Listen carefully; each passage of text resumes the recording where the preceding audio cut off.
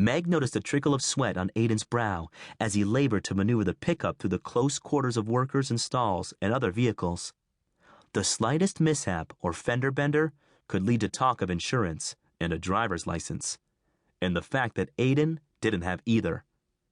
He had taught himself to drive because he'd had no choice. More than once, a car, motorcycle, or ATV had been their only means of escape.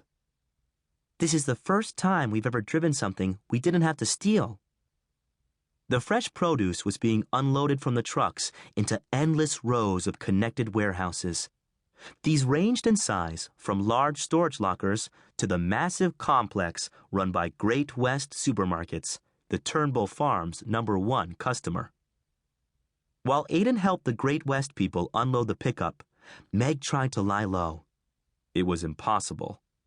The produce terminal was too crowded, and an 11-year-old stood out in this adult workplace. The probing eyes produced a fear in her that penetrated her soul.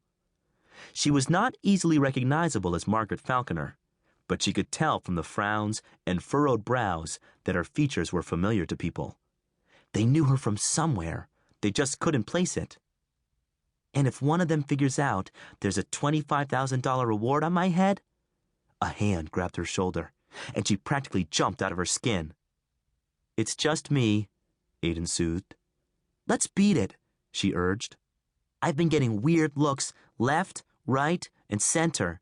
It's only a matter of time before somebody puts a name to the face. If we keep on hiding, we'll never be able to make our move on Hairless Joe, her brother countered. The mysterious bald assassin had been hunting them since Vermont. It had taken a lot of terrifying near misses before they had realized that Hairless Joe was none other than Frank Lindenauer. We don't have a move, she pointed out bitterly. Up till a week ago, we didn't even know that Hairless Joe was really Hairless Frank. He was just a big cue ball who was shooting at us.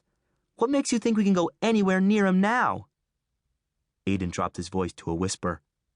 I might know a place where we could set a trap for him. Meg pounced on this.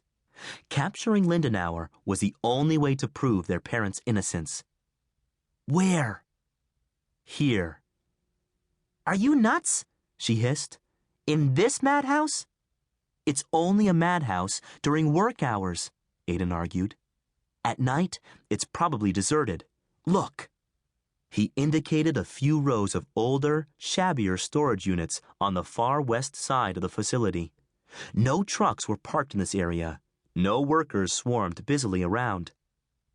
Meg squinted after his pointing finger. I guess they stopped using the old section when these newer warehouses went up.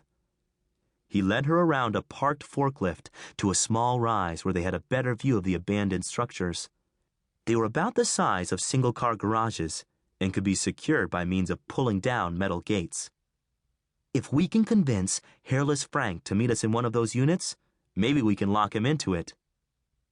It was a measure of not just their daring, but also their desperation that Meg didn't even question the wisdom of such a dangerous plan. But how do we get in touch with him? We don't have his address or his phone number, and Frank Lindenauer is probably a phony name. It's not like we can take out an ad in the paper for a murderer and hope that he answers.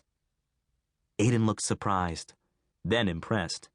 Meg, you're a genius. She was horrified. I'm kidding. But I'm not.